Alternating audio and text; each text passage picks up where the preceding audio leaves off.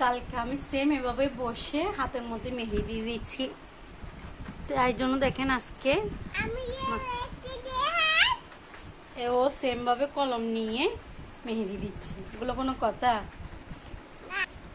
একটু অবস্থাটা দেখেন, মানে কালকে আমি কিভাবে বসছি, এই যে সেম এভাবে বসে এমনকি হাতের মধ্যে যে একে একে কি করছে দেখেন,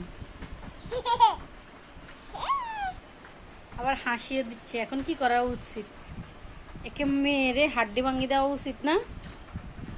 দেখেন কালকে কালকে মানে আল্লাহ এবার কি জুটছে, কি করছো? হ্যাঁ কেন কলম দিয়ে কিছু নাকছ? বলেন তো এর জ্বালা কি করা যায়?